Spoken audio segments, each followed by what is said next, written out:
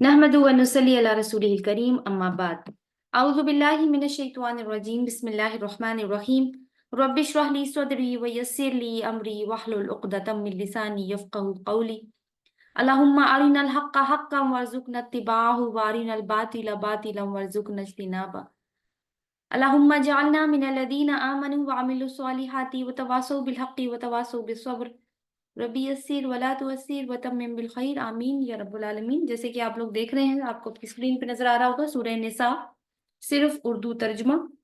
और मैंने आपको जैसे पहले बताया कि एक्सप्लेनेशन नहीं होगी, बिकॉज एक्सप्लेनेशन हम कर चुके हैं। अ, बेहतर है कि आपके हाथों में मुसहफ हो तर्जुमे वाला, और आप उसके साथ साथ ना अपने आप को अलाइन रखिए कि जहां जहां से तर्जुमा पढ़ा जा रहा है। स्टार्ट करते हैं। आउज़ु बिल्लाहि मिनश शैतानिर रजीम बिस्मिल्लाहिर रहमानिर रहीम। या अय्युहन्नासु इत्तक़ू रब्बकुमुल्लज़ी खलक़कुम मिन नफ्सिन वाहिदा व खलक़ मिन्हा ज़ौजहा व बस्स मिन्हुमा रिजालन कसीरन व निसाअ वत्तक़ुल्लाहल्लज़ी तसाअलून बिही वल अरहाम इन्नल्लाह कान अलैकुम रक़ीबा। सदक़ल्लाहुल अज़ीम। अल्लाह के नाम से जो बेइंतहा मेहरबान और रहम फरमाने वाला है। लोगो, अपने रब का तकवा इख्तियार करो, जिसने तुमको एक जान से पैदा किया और उसी जान से इसका जोड़ा बनाया, और इन दोनों से बहुत मर्द और औरत दुनिया में फैला दिए। उस खुदा का तकवा इख्तियार करो जिसका वास्ता देकर तुम एक दूसरे से अपने हक मांगते हो, और रिश्ता और कराबत के ताल्लुकात को बिगाड़ने से परहेज करो। यकीन जानो अल्लाह तुम पर निगरानी कर रहा है। यतीमों के माल इनको वापस कर दो, अच्छे माल को बुरे माल से ना बदल लो, और उनके माल अपने माल के साथ मिलाकर ना खा जाओ, ये बहुत बड़ा गुनाह है। अगर तुमको अंदेशा हो कि यतीमों के साथ इंसाफ ना कर सकोगे, तो जो औरतें तुमको पसंद आए इनमें से दो दो, तीन तीन, चार चार से निकाह कर लो। लेकिन अगर तुम्हें अंदेशा हो कि इनके साथ अदल नहीं कर सकोगे, तो फिर एक ही बीवी करो, और उन लोगों को ज़ौजियत में लाओ, उन औरतों को ज़ौजियत में लाओ जो तुम्हारे कब्जा में आई हैं। बेइंसाफी से बचने के लिए ये ज्यादा करीने सवाब है। और औरतों के महर खुशदिली के साथ फर्ज जानते हुए अदा करो। अलबत्ता अगर वो खुद अपनी खुशी से महर का कोई हिस्सा तुम्हें माफ कर दे, तो उसे तुम मजे से खा सकते हो। और अपने वो माल जिन्हें अल्लाह ने तुम्हारे लिए क़याम जिंदगी का जरिया बनाया है, नादान लोगों के हवाले ना करो। अलबत्ता उन्हें खाने और पहनने के लिए दो, और उन्हें नेक हदायत करो। और यतीमों की आजमाइश करते रहो यहाँ तक कि वो निकाह के काबिल उम्र को पहुंच जाएं। फिर अगर तुम उनके अंदर अहलियत पाओ, तो उनके माल उनके हवाले कर दो। ऐसा कभी ना करना कि हद इंसाफ से तजावुज करके, इस खौफ से उनके माल जल्दी जल्दी खा जाओ कि वो बड़े होकर अपने हक का मुतालिबा करेंगे। यतीम का जो सरप्रस्त मालदार हो वो परहेजगारी से काम ले, और जो गरीब हो वो मारूफ तरीके से खाए। फिर जब उनके माल उनके हवाले करने लगो, तो लोगों को इस पर गवाह बना लो, और हिसाब लेने के लिए तो अल्लाह ही काफी है। मर्दों के लिए उस माल में हिस्सा है जो माँ बाप और करीबी रिश्तेदारों ने छोड़ा हो, और औरतों के लिए भी उस माल में हिस्सा है जो माँ बाप और करीबी रिश्तेदारों ने छोड़ा हो, ख्वाह थोड़ा हो या बहुत। ये हिस्सा अल्लाह की तरफ से मुकर्रर है।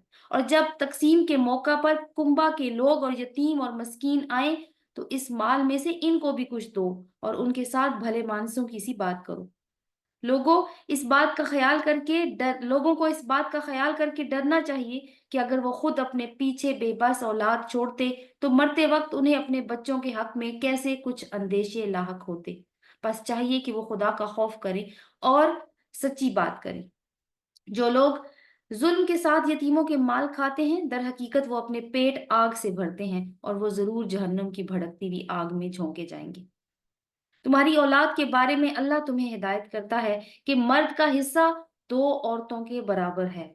अगर मैयत की वारिस दो से जायद लड़कियां हों, तो उन्हें तरके का दो तिहाई दिया जाए, और अगर एक ही लड़की वारिस हो तो आधा तरका इसका है। अगर मैयत साहिब औलाद हो, तो इसके वालिदैन में से हर एक को तरके का छठा हिस्सा मिलना चाहिए।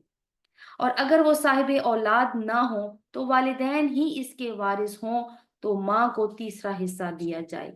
अगर मैयत के भाई बहन भी हों, तो माँ छठे हिस्से की हकदार होगी। ये सब हिस्से उस वक्त निकाले जाएंगे जब वसीयत जो मैयत ने की हो पूरी कर दी जाए, और कर्ज जो उस पर अदा हो अदा कर दिया जाए।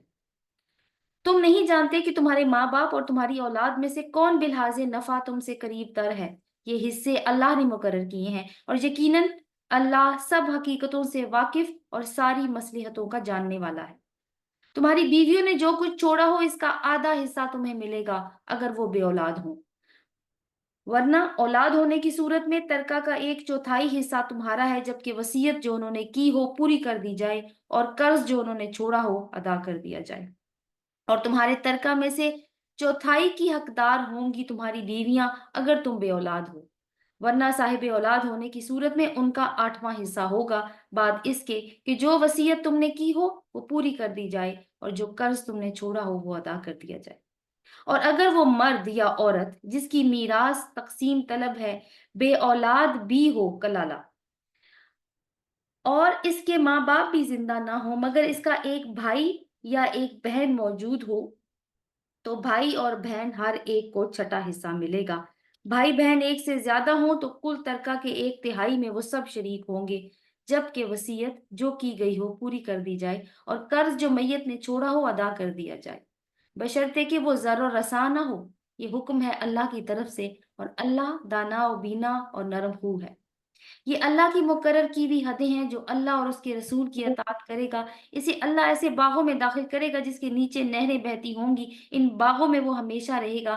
यही बड़ी कामयाबी है। और जो अल्लाह और उसके रसूल की नाफरमानी करेगा और इसकी मुकर्रर की हुई हदों से तजावुज कर जाएगा उसे अल्लाह आग में डालेगा जिसमें वो हमेशा रहेगा और उनके लिए रुस्वा कुन सजा है।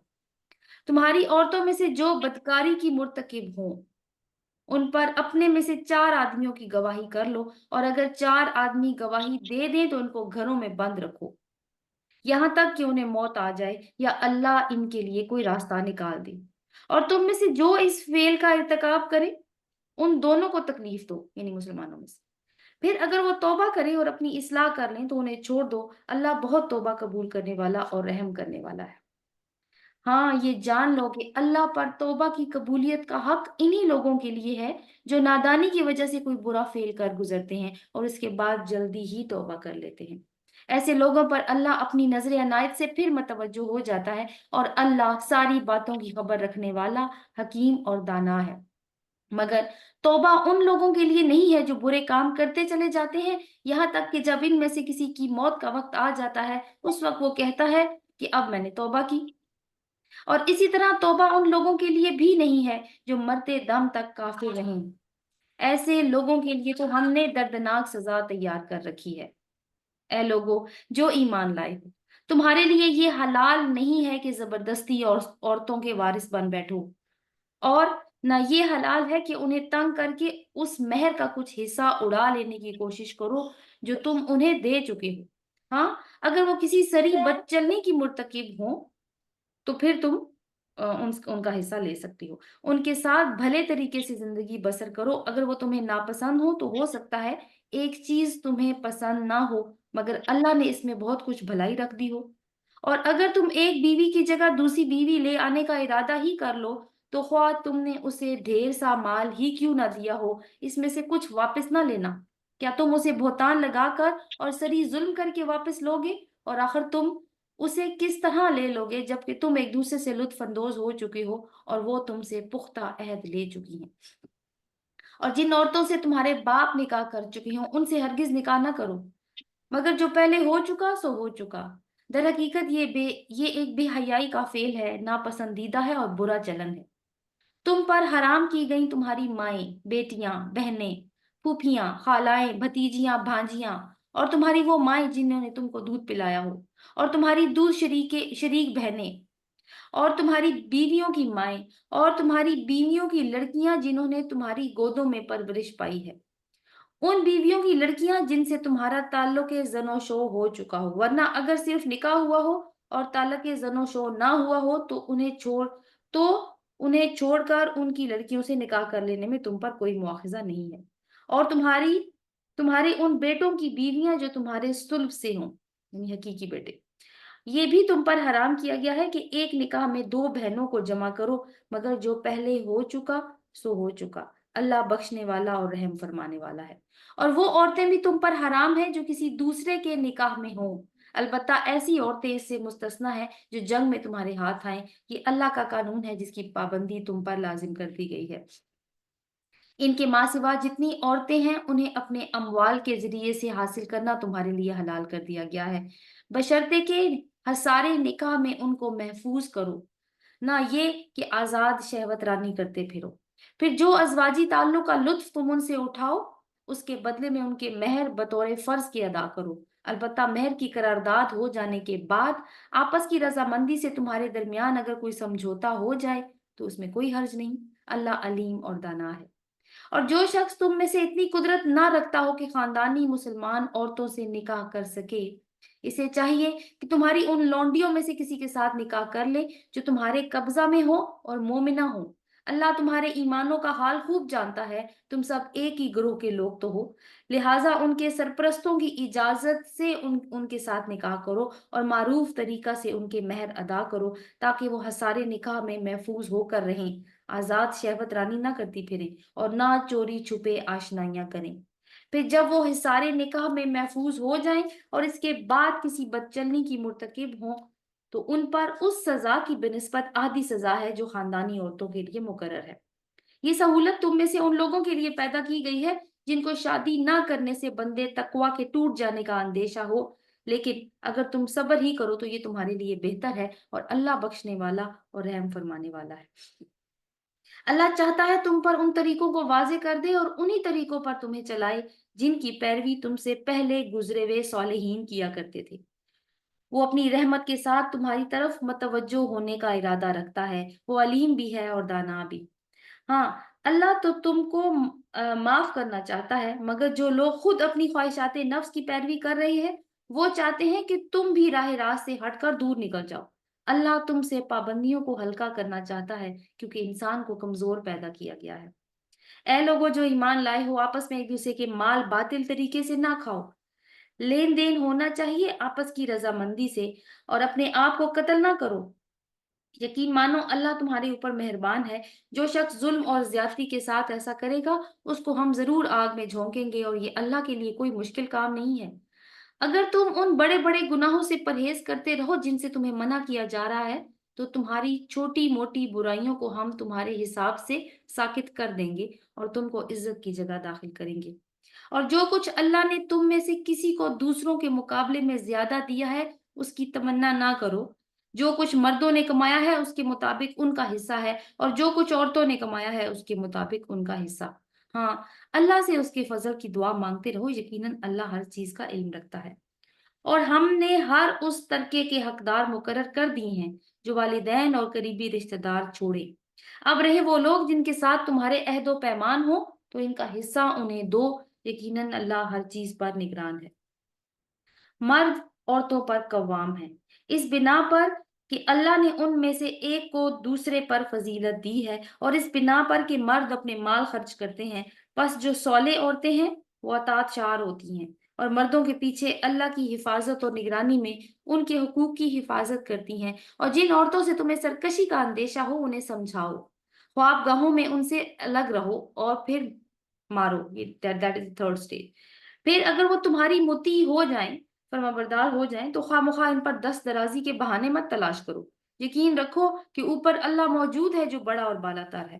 اور اگر تم لوگوں کو کہیں میاں اور بیوی کے تعلقات بگڑ جانے کا اندیشہ ہو تو ایک منصف مرد کے رشتہ داروں میں سے اور ایک عورت کے رشتہ داروں میں سے مقرر کرو، اور وہ دونوں اصلاح کرنا چاہیں گے تو اللہ ان کے درمیان موافقت کی صورت نکال دے گا، اللہ سب کچھ جانتا ہے اور باخبر ہے۔ اور تم سب اللہ کی بندگی کرو، اس کے ساتھ کسی کو شریک نہ بناؤ، ماں باپ کے ساتھ احسان کرو، قرابت داروں اور یتیموں اور مسکینوں کے ساتھ حسن سلوک سے پیش آؤ، اور پڑوسی رشتہ دار سے، اجنبی ہمسائے سے، پہلو کے ساتھی اور مسافر سے، اور ان لونڈی غلاموں میں سے جو تمہارے قبضہ میں ہوں، احسان کا معاملہ رکھو۔ یقین جانو اللہ کسی ایسے شخص کو پسند نہیں کرتا جو اپنے آپ میں خود پسند اور اپنی مغرور اور اپنی بڑائی پر فخر کرے، اور ایسے لوگوں کو بھی جو کنجوسی کرتے ہیں اور دوسروں کو بھی بخل یا کنجوسی کی ہدایت کرتے ہیں اور جو کچھ اللہ نے اپنے فضل سے انہیں دیا ہے اسے چھپاتے ہیں۔ آیت نمبر 37 وَآتَدْنَا لِلْكَافِرِينَ عَذَابًا مُهِينًا، اور ایسے کافر نعمت لوگوں کے لیے ہم نے رسوا کن عذاب مہیا کر رکھا ہے۔ والذین ينفقون اموالهم رئاء الناس ولا يؤمنون بالله ولا يوم الاخر ومن يكن الشیطان له قرینا فساء قرینا، آیت نمبر 38۔ وہ اور وہ لوگ بھی اللہ کو ناپسند ہیں جو اپنے مال محض لوگوں کو دکھانے کے لیے خرچ کرتے ہیں اور در حقیقت نہ اللہ پر ایمان رکھتے ہیں نہ روز آخر پر۔ سچ یہ ہے کہ شیطان جس کا ساتھی ہو اسے بہت ہی بری رفاقت میسر آئی۔ آخر ان لوگوں پر کیا آفت آ جاتی اگر یہ اللہ اور روز آخر پر ایمان رکھتے اور جو کچھ اللہ نے دیا ہے اس میں سے خرچ کرتے۔ اگر یہ ایسا کرتے تو اللہ سے ان کی نیکی کا حال چھپا نہ رہتا۔ اللہ کسی پر ذرا برابر بھی ظلم نہیں کرتا۔ اگر کوئی ایک نیکی کرے تو اللہ اسے دو چند کر دیتا ہے اور اپنی طرف سے بڑا اجر بھی عطا کرتا ہے۔ پھر سوچو اس وقت کیا کریں گے جب ہم ہر امت میں سے ایک گواہ لائیں گے اور ان لوگوں پر تمہیں یعنی محمد صلی اللہ علیہ وسلم کو گواہ کی حیثیت سے کھڑا کریں گے۔ اس وقت وہ سب لوگ جنہوں نے رسول کی بات نہ مانی اور اس کی نافرمانی کرتے رہے تمنا کریں گے کہ کاش زمین پھٹ جائے اور وہ اس میں سما جائیں۔ وہاں یہ اپنی کوئی بات اللہ سے چھپا نہ سکیں گے۔ اے لوگو جو ایمان لائے ہو، جب تم نشے کی حالت میں ہو تو نماز کے قریب مت جاؤ۔ نماز اس وقت پڑھنی چاہیے جب تم جانو کہ تم کیا کہہ رہے ہو۔ اسی طرح جنابت کی حالت میں بھی نماز کے قریب نہ جاؤ جب تک کہ غسل کر لو، الا یہ کہ راستے سے گزرتے ہو اور اگر کبھی ایسا ہو کہ تم بیمار ہو یا سفر میں ہو یا تم میں سے کوئی شخص رفع حاجت کر کے آئے یا تم نے عورت سے لمس کیا ہو اور پھر پانی نہ ملے تو پاک مٹی سے کام لو، اس سے اپنے چہروں اور اپنے ہاتھوں کا مسح کر لو، بے شک اللہ نرمی سے کام لینے والا اور بخشش فرمانے والا ہے۔ تم نے ان لوگوں کو بھی دیکھا جنہیں کتاب کے علم کا کچھ حصہ دیا گیا ہے، وہ خود ضلالت کے خریدار بنے ہوئے ہیں اور چاہتے ہیں کہ تم بھی راہ گم کر دو۔ اللہ تمہارے دشمنوں کو خوب جانتا ہے اور تمہاری حمایت اور مددگاری کے لیے اللہ ہی کافی ہے۔ جن لوگوں نے یہودیت کا طریقہ اختیار کیا ہے ان میں سے کچھ لوگ ہیں جو الفاظ کو ان کے محل سے پھیر دیتے ہیں اور دین حق کے خلاف طعن زنی کرنے کے لیے اپنی زبانوں کو توڑ موڑ کر کہتے ہیں سمیعنا و عصینا و اسما غیر مسمع و رعینا۔ حالانکہ اگر وہ کہتے سمیعنا و اطعنا اور اسما اور انظرنا تو یہ انہی کے لیے بہتر تھا اور زیادہ سیدھا راستہ تھا، مگر ان پر تو ان کی باطل پرستی کی بدولت اللہ کی پھٹکار پڑی ہوئی ہے، اس لیے وہ کم ہی ایمان لاتے ہیں۔ اے وہ لوگوں جنہیں کتاب دی گئی تھی، مان لو اس کتاب کو جو ہم نے اب نازل کی ہے اور جو اس کتاب کی تصدیق اور تائید کرتی ہے جو تمہارے پاس پہلے سے موجود تھی۔ اس پر ایمان لے ہو قبل اس کے کہ ہم چہرے بگاڑ کر پیچھے کی طرف کر دیں یا ان کو اس طرح لعنت زدہ کر دیں جس طرح سبت والوں کے ساتھ ہم نے کیا تھا، اور یاد رکھو کہ اللہ کا حکم نافذ ہو کر رہتا ہے۔ اللہ بس شرک ہی کو معاف نہیں کرتا، اس کے سوا دوسرے جس قدر گناہ ہیں وہ جس کے لیے چاہتا ہے معاف کر دیتا ہے۔ اللہ کے ساتھ جس نے کسی اور کو شریک ٹھہرایا اس نے تو بہت ہی برا جھوٹ تصنیف کیا اور بڑے سخت گناہ کی بات کی۔ تم نے ان لوگوں کو بھی دیکھا جو بہت اپنی پاکیزگی نفس کا دم بھرتے ہیں، حالانکہ پاکیزگی تو اللہ ہی جسے چاہتا ہے عطا کرتا ہے، اور انہیں جو پاکیزگی نہیں ملتی تو در حقیقت ان پر ذرا برابر ظلم نہیں کیا جاتا۔ دیکھو تو صحیح، یہ اللہ پر بھی جھوٹے افطرا گھڑنے سے نہیں چوکتے اور ان کے سرین گناہ گار ہونے کے لیے یہی گناہ کافی ہے۔ کیا تم نے ان لوگوں کو نہیں دیکھا جنہیں کتاب کے علم میں سے کچھ حصہ دیا گیا ہے؟ ان کا حال یہ ہے کہ جبت اور طاغوت کو مانتے ہیں اور کافروں کے متعلق کہتے ہیں کہ ایمان والوں سے تو یہ زیادہ صحیح راستے پر ہیں۔ ایسے ہی لوگ ہیں جن پر اللہ نے لعنت کی ہے اور جس پر اللہ لعنت کر دے پھر تم اس کا کوئی مددگار نہیں پاؤ گے۔ کیا حکومت میں ان کا کوئی حصہ ہے؟ اگر ایسا ہوتا تو یہ دوسروں کو ایک پھوٹی کوڑی تک نہ دیتے۔ پھر کیا یہ دوسروں سے اس لیے حسد کرتے ہیں کہ اللہ نے انہیں اپنے فضل سے نواز دیا؟ اگر یہ بات ہے تو انہیں معلوم ہو کہ ہم نے تو ابراہیم کی اولاد کو کتاب اور حکمت عطا کی اور ملک عظیم بخشا، مگر ان میں سے کوئی اس پر ایمان لایا اور کوئی اس سے منہ موڑ گیا، اور منہ موڑنے والوں کے لیے تو بس جہنم کی بھڑکتی ہوئی آگ ہی کافی ہے۔ جن لوگوں نے ہماری آیات کو ماننے سے انکار کر دیا ہے انہیں بالیقین ہم آگ میں جھونکیں گے، اور جب ان کے بدن کی کھال گل جائے گی تو اس کی جگہ دوسری کھال پیدا کر دیں گے تاکہ وہ خوب عذاب کا مزہ چکھیں۔ اللہ بڑی قدرت رکھتا ہے اور اپنے فیصلوں کو عمل میں لانے کی حکمت خوب جانتا ہے۔ اور جن لوگوں نے ہماری آیات کو مان لیا اور نیک عمل کیے، ان کو ہم ایسے باغوں میں داخل کریں گے جن کے نیچے نہریں بہتی ہوں گی، جہاں وہ ہمیشہ ہمیشہ رہیں گے۔ ان کو پاکیزہ بیویاں ملے گی یا پاکیزہ زوج ملیں گے، اور انہیں ہم گھنی چھاؤں میں رکھیں گے۔ اب آگے ہے آیت نمبر 58۔ ان اللہ یأمرکم ان تؤدوا الامانات الی اہلہا واذا حکمتم بین الناس ان تحکموا بالعدل ان اللہ نعم ما یعظکم بہ ان اللہ کان سمیعا بصیرا۔ مسلمانوں، اللہ تمہیں حکم دیتا ہے کہ امانتیں اہل امانت کے سپرد کر دو، اور جب لوگوں کے درمیان فیصلہ کرو تو عدل کے ساتھ فیصلہ کرو۔ اللہ تم کو نہایت عمدہ نصیحت کرتا ہے، اور یقیناً اللہ سب کچھ سنتا اور دیکھتا ہے۔ اے لوگو جو ایمان لائے ہو، اطاعت کرو اللہ کی اور اطاعت کرو رسول کی اور ان لوگوں کی جو تم میں سے صاحب امر ہوں۔ پھر اگر تمہارے درمیان کسی معاملے میں نزاع ہو جائے تو اسے اللہ اور رسول کی طرف پھیر دو، اگر تم واقعی اللہ اور روز آخر پر ایمان رکھتے ہو۔ یہی ایک صحیح طریقہ کار ہے اور انجام کے اعتبار سے بھی بہتر ہے۔ اے نبی صلی اللہ علیہ وسلم، تم نے دیکھا نہیں ان لوگوں کو جو دعویٰ تو کرتے ہیں کہ ہم ایمان لائے ہیں اس کتاب پر جو تمہاری طرف نازل کی گئی ہے اور ان کتابوں پر جو تم سے پہلے نازل کی گئی تھی، مگر چاہتے ہیں کہ اپنے معاملات کا فیصلہ کروانے کے لیے طاغوت کی طرف رجوع کریں، حالانکہ انہیں طاغوت سے کفر کرنے کا حکم دیا گیا تھا۔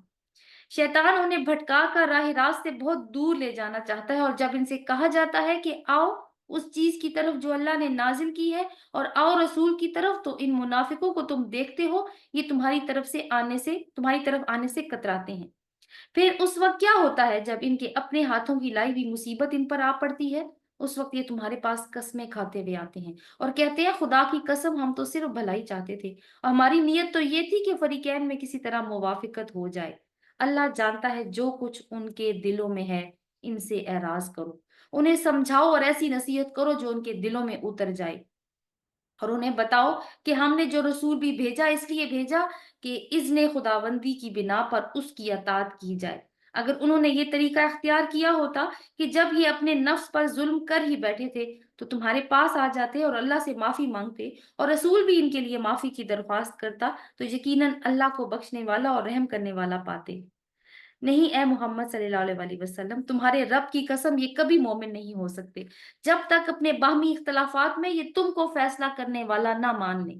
پھر جو کچھ تم فیصلہ کرو اس پر اپنے دلوں میں کوئی تنگی محسوس نہ کریں، بلکہ سر تسلیم خم کر دیں۔ اگر ہم نے انہیں حکم دیا ہوتا کہ اپنے آپ کو ہلاک کر دو یا اپنے گھروں سے نکل جاؤ تو ان میں سے کم ہی آدمی اس پر عمل کرتے، حالانکہ جو نصیحت انہیں کی جاتی ہے اگر یہ اس پر عمل کرتے تو یہ ان کے لیے زیادہ بہتری اور زیادہ ثابت قدمی کا موجب ہوتا، اور جب یہ ایسا کرتے تو ہم انہیں اپنی طرف سے بہت بڑا اجر دیتے اور انہیں سیدھا راستہ دکھا دیتے۔ جو لوگ اللہ اور رسول کی اطاعت کریں گے وہ ان لوگوں کے ساتھ ہوں گے جن پر اللہ نے انعام فرمایا ہے، یعنی انبیاء اور صدیقین اور شہداء اور صالحین۔ کیسے اچھے ہیں یہ رفیق جو کسی کو میسر آئیں۔ یہ حقیقی فضل ہے جو اللہ کی طرف سے ملتا ہے، اور حقیقت جاننے کے لیے بس اللہ ہی کافی ہے۔ اے لوگوں جو ایمان لائے ہو، مقابلہ کے لیے ہر وقت تیار رہو، پھر جیسا موقع ہو الگ الگ دستوں کی شکل میں نکلو یا اکٹھے ہو کر۔ ہاں، تم میں سے کوئی آدمی ایسا بھی ہے جو لڑائی سے جی چراتا ہے، اگر تم پر کوئی مصیبت آئے تو کہتا ہے اللہ نے مجھ پر بڑا فضل کیا کہ میں ان لوگوں کے ساتھ نہیں گیا، اور اگر اللہ کی طرف سے تم پر فضل ہو تو کہتا ہے، تو اس طرح کہتا ہے گویا تمہارے اور اس کے درمیان محبت کا کوئی تعلق تھا ہی نہیں، کہ کاش میں بھی ان کے ساتھ ہوتا تو بڑا کام بن جاتا۔ ایسے لوگوں کو معلوم ہو کہ اللہ کی راہ میں لڑنا چاہیے ان لوگوں کو جو آخرت کے بدلے میں دنیا کی زندگی کو فروخت کر دیں۔ پھر جو اللہ کی راہ میں لڑے گا اور مارا جائے گا یا غالب رہے گا اسے ضرور ہم اجر عظیم عطا کریں گے۔ آخر کیا وجہ ہے کہ تم اللہ کی راہ میں ان بے بس مردوں اور عورتوں اور بچوں کی خاطر نہ لڑو جو کمزور پا کر دبا لیے گئے ہیں، اور فریاد کر رہے ہیں کہ خدایا ہم کو اس بستی سے نکال جس کے باشندے ظالم ہیں، اور اپنی طرف سے ہمارا کوئی حامی و مددگار پیدا کر لے۔ جن لوگوں نے ایمان کا راستہ اختیار کیا ہے وہ اللہ کی راہ میں لڑتے ہیں، اور جنہوں نے کفر کا راستہ اختیار کیا ہے وہ طاغوت کی راہ میں لڑتے ہیں۔ بس شیطان کے ساتھیوں سے لڑو اور یقین جانو کہ شیطان کی چالیں حقیقت میں نہایت کمزور ہیں۔ तुमने उन लोगों को भी देखा जिनसे कहा गया था कि अपने हाथ रोके रखो और नमाज कायम करो और ज़कात दो। अब जो उन्हें लड़ाई का हुक्म दिया गया तो उनमें से एक फरीक का हाल ये है कि लोगों से ऐसे डर रहे हैं जैसे अल्लाह से डरना चाहिए या उससे भी कुछ बढ़कर। कहते हैं, खुदाया हम पर ये लड़ाई का हुक्म क्यों लिख दिया? क्यों ना हमें अभी कुछ और मोहलत दी? इनसे कहो, दुनिया का सरमाया जिंदगी थोड़ा है और आखिरत एक मुत्तकी इंसान के लिए ज्यादा बेहतर है। तुम पर जुल्म एक शमा बराबर भी ना किया जाएगा। रही मौत, तो जहां भी तुम होगे वो बहरहाल तुम्हें आकर रहेगी, ख्वाह तुम कैसी ही मजबूत इमारतों में हो। अगर उन्हें कोई फायदा पहुंचता है तो वो कहते हैं ये अल्लाह की तरफ से है, और अगर कोई नुकसान पहुंचता है तो कहते हैं ए नबी सल्लल्लाहु अलैहि वसल्लम, ये आपकी बदौलत है। कहो ये सब कुछ अल्लाह ही की तरफ से है। आखिर इन लोगों को क्या हो गया है कि कोई बात इनकी समझ में नहीं आती? ए इंसान, तुझे जो भलाई भी हासिल होती है अल्लाह की इनायत से होती है, और जो मुसीबत तुझ पर आती है वो तेरे अपने कस्बो अमल की बदौलत है। ए मोहम्मद सल्लल्लाहु अलैहि वसल्लम, हमने तुमको लोगों के लिए रसूल बनाकर भेजा है। इस पर अल्लाह की गवाही काफी है। जिसने रसूल की अताअत की, इसने दरअसल अल्लाह की अताअत की, और जो मुंह मोड़ गया तो बहरहाल हमने तुम्हें उन लोगों पर पासबान बनाकर तो नहीं भेजा है। वो मुंह पर कहते हैं कि हम तो ईमान ले आए, मगर जब तुम्हारे पास से निकलते हैं तो उनमें से एक गिरोह रातों को जमा होकर तुम्हारी बातों के खिलाफ मशवरे करता है। अल्लाह इनकी ये सारी सरगोशियां लिख रहा है, तुम इनकी परवाह ना करो और अल्लाह पे भरोसा रखो, वही भरोसे के लिए काफी है। क्या ये लोग कुरान पर गौर नहीं करते? अगर ये अल्लाह के सिवा किसी और की तरफ से होता तो इसमें बहुत इख्तलाफ पाया जाता। ये लोग जहां कोई इत्मीनान बख्श या खौफनाक खबर सुन पाते हैं उसे लेकर फैला देते हैं। हालांकि अगर ये उसे रसूल और अपनी जमात के जिम्मेदार असाब तक पहुंचाएं तो वो ऐसे लोगों के इल्म में आ जाए जो इनके दरमियान इस बात की सलाहियत रखते हैं कि उससे सही नतीजा अखज कर सकें। तुम लोगों पर अल्लाह की मेहरबानी और रहमत ना होती तो तुम्हारी कमजोरियां ऐसी थीं कि चंद लोगों के सिवा तुम सब शैतान के पीछे लग गए होते। बस ए नबी सल्लल्लाहु अलैहि वसल्लम, तुम अल्लाह की राह में लड़ो। तुम अपनी जात के सिवा किसी और के जिम्मेदार नहीं हो। अलबत्ता अहले ईमान को लड़ने के लिए उभारो। बईद नहीं कि अल्लाह काफिरों का जोर तोड़ दे। अल्लाह का जोर सबसे ज्यादा जबरदस्त और इसकी सजा सबसे ज्यादा सख्त है। जो भलाई की सिफारिश करेगा इसमें से हिस्सा पाएगा, और जो बुराई की सिफारिश करेगा उसमें से हिस्सा पाएगा। अल्लाह हर चीज पर नजर रखने वाला है। आगे आयत नंबर है हमारी 86। व इदा हुय्यितुम बितहिय्यतिन फहय्यु बिअहसना मिनहा औ रुद्दूहा इन्नल्लाहा काना अला कुल्ली शैइन हसीबा। और जब कोई एहतराम के साथ तुम्हें सलाम करे तो इसको उससे बेहतर तरीके से जवाब दो, या कम से कम उसी तरह। अल्लाह हर चीज का हिसाब लेने वाला है। अल्लाह वो है जिसके सिवा कोई खुदा नहीं।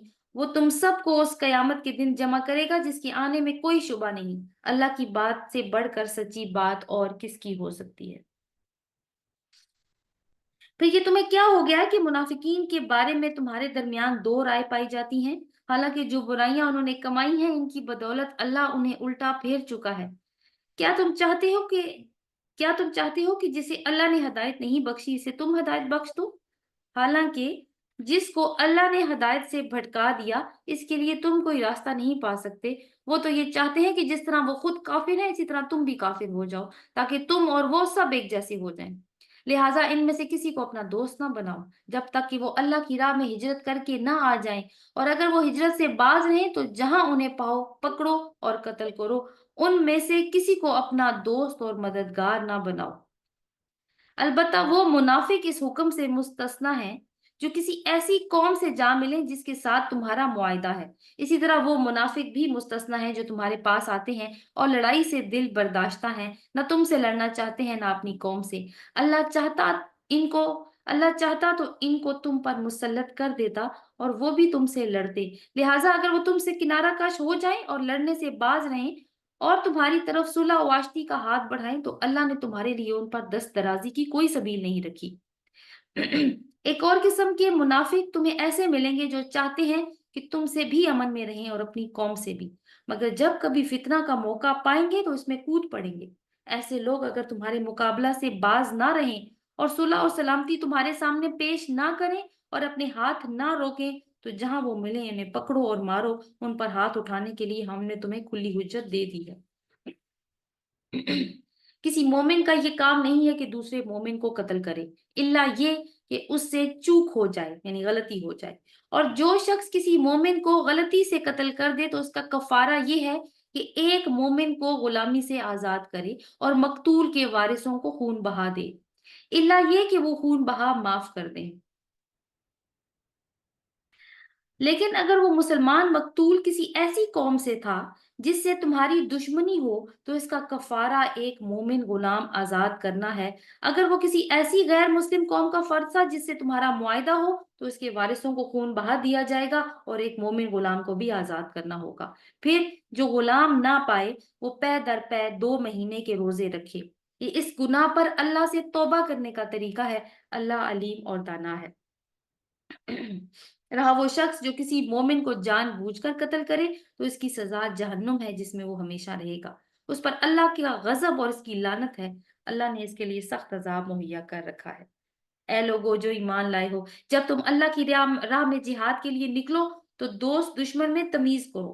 جو تمہاری طرف سے سلام سے تقدیم کرے اسے فوراً نہ کہہ دو کہ تم مومن نہیں ہو۔ اگر تم دنیاوی فائدہ چاہتے ہو تو اللہ کے پاس تمہارے لیے بہت سے اموال غنیمت ہیں۔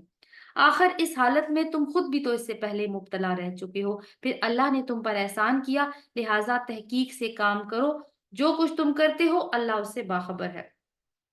مسلمانوں میں سے وہ لوگ جو کسی معذوری کے بغیر گھر بیٹھے رہتے ہیں اور جو اللہ کی راہ میں جان اور مال سے جہاد کرتے ہیں، دونوں کی حیثیت یکساں نہیں ہے۔ اللہ نے بیٹھنے والوں کی بنسبت جان و مال سے جہاد کرنے والوں کا درجہ بڑھا رکھا ہے۔ اگر کسی کے لیے اللہ نے بھلائی ہی کا وعدہ فرمایا ہے،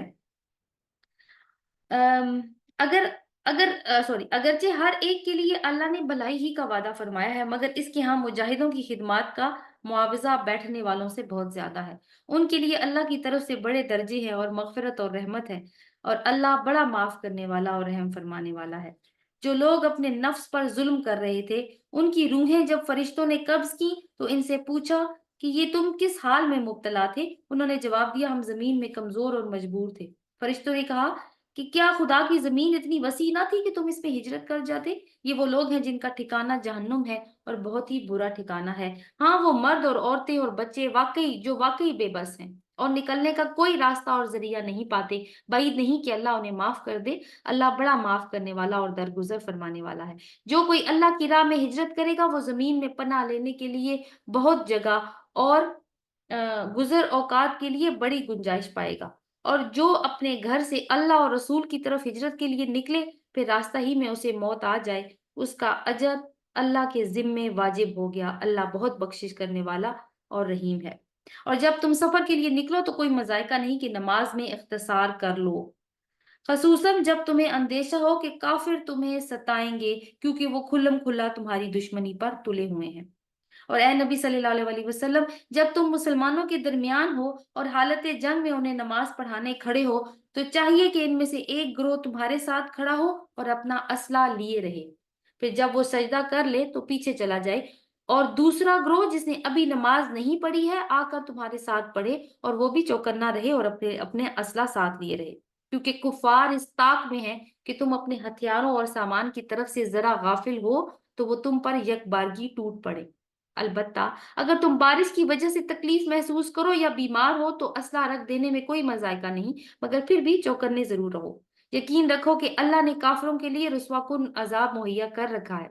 پھر جب نماز سے فارغ ہو جاؤ تو کھڑے اور بیٹھے اور لیٹے ہر حال میں اللہ کو یاد کرتے رہو، اور جب اطمینان نصیب ہو جائے تو پوری نماز پڑھو۔ نماز دراصل ایک ایسا فرض ہے جو پابندی وقت کے ساتھ اہل ایمان پر لازم کیا گیا ہے۔ اس گروہ کے تعاقب میں کمزوری نہ دکھاؤ۔ اگر تم تکلیف اٹھا رہے ہو تو وہ بھی تمہاری طرح تکلیف اٹھا رہے ہیں۔ تم اللہ سے اس چیز کے امیدوار ہو جس کے امیدوار وہ نہیں ہیں۔ اللہ سب کچھ جانتا اور حکیم اور دانا ہے۔ اے نبی صلی اللہ علیہ وسلم، ہم نے یہ کتاب حق کے ساتھ تمہاری طرف نازل کی ہے تاکہ جو راہ راست اللہ نے تمہیں دکھائی ہے اس کے مطابق لوگوں کے درمیان فیصلہ کرو۔ تم بددیانت لوگوں کی طرف سے جھگڑنے والے نہ بنو اور اللہ سے درگزر کی درخواست کرو، وہ بڑا درگزر فرمانے والا اور رحیم ہے۔ جو لوگ اپنے نفس سے خیانت کرتے ہیں تم ان کی حمایت نہ کرو، اللہ کو ایسا شخص پسند نہیں ہے جو خیانت کار اور گناہگار ہو۔ یہ لوگ انسانوں سے اپنی حرکات چھپا سکتے ہیں مگر اللہ سے نہیں چھپا سکتے۔ وہ تو اس وقت بھی ان کے ساتھ ہوتا ہے جب یہ راتوں کو چھپ کر اس کی مرضی کے خلاف مشورے کر رہے ہوتے ہیں۔ ان کے سارے اعمال پر اللہ چھایا ہوا ہے۔ ہاں، تم لوگوں نے ان مجرموں کی طرف سے دنیا کی زندگی میں تو جھگڑا کر لیا، مگر قیامت کے روز ان کے لیے اللہ سے کون جھگڑا کرے گا؟ آخر وہاں کون ان کا وکیل ہوگا؟ اگر کوئی شخص برا فعل کر گزرے یا اپنے نفس پر ظلم کر جائے اور اس کے بعد اللہ سے درگزر کی درخواست کرے تو اللہ کو درگزر کرنے والا اور رحیم پائے گا۔ مگر جو برائی کما لے تو اس کی یہ کمائی اسی کے لیے وبال ہوگی۔ اللہ کو سب باتوں کی خبر ہے اور وہ حکیم اور دانا ہے۔ پھر جس نے کوئی گناہ یا خطا کر کے اس کا الزام کسی بے گناہ پر تھوپ دیا تو اس نے تو بڑے بہتان اور سری گناہ کا بار سمیٹ لیا۔ اے نبی صلی اللہ علیہ وسلم، اگر اللہ کا فضل تم پر نہ ہوتا اور اس کی رحمت تمہارے شامل حال نہ ہوتی تو ان میں سے ایک گروہ نے تو تمہیں غلط فہمی میں مبتلا کرنے کا فیصلہ کر ہی لیا تھا، حالانکہ در حقیقت وہ خود اپنے سوا کسی کو غلط فہمی میں مبتلا نہیں کر رہے تھے اور تمہارا کچھ نقصان نہ کر سکتے تھے۔ اللہ نے تم پر کتاب اور حکمت نازل کی ہے اور تم کو وہ کچھ بتایا ہے جو تمہیں معلوم نہیں تھا۔ اس کا فضل تم پر بہت ہے۔ لوگوں کی خفیہ سرگوشیوں میں اکثر و بیشتر کوئی بھلائی نہیں ہوتی۔ ہاں، اگر کوئی پوشیدہ طور پر صدقہ و خیرات کی تلقین کرے یا نیک کام کے لیے یا لوگوں کے معاملات میں اصلاح کرنے کے لیے کسی سے کچھ کہے تو یہ البتہ بھلی بات ہے، اور جو کوئی اللہ کی رضا جوئی کے لیے ایسا کرے گا اسے ہم بڑا اجر دیں گے۔ مگر جو شخص رسول کی مخالفت پر کمر بستہ ہو اور اہل ایمان کی روش کے سوا کسی اور روش پر چلے، درا حال ہے کہ اس پر براہ راست واضح ہو چکی ہو، تو اس کو ہم اسی طرف چلائیں گے جدھر وہ خود پھر گیا اور اسے جہنم میں جھونکیں گے جو بدترین جائے قرار ہے۔ آیت نمبر 116۔ ان اللہ لا یغفر ان یشرک به ویغفر ما دون ذلك لمن یشاء ومن یشرک باللہ فقد ضل ضلالا بعیدا۔ یہ آیت نمبر 116 ہے سورہ نساء۔ اللہ کے ہاں بس شرک ہی کی بخشش نہیں ہے، اس کے سوا اور سب کچھ معاف ہو سکتا ہے جسے وہ معاف کرنا چاہے۔ جس نے اللہ کے ساتھ کسی کو شریک ٹھہرایا وہ تو گمراہی میں بہت دور نکل گیا۔ وہ اللہ کو چھوڑ کر دیویوں کو معبود بناتے ہیں، وہ اس باغی شیطان کو معبود بناتے ہیں جس کو اللہ نے لعنت زدہ کیا ہے۔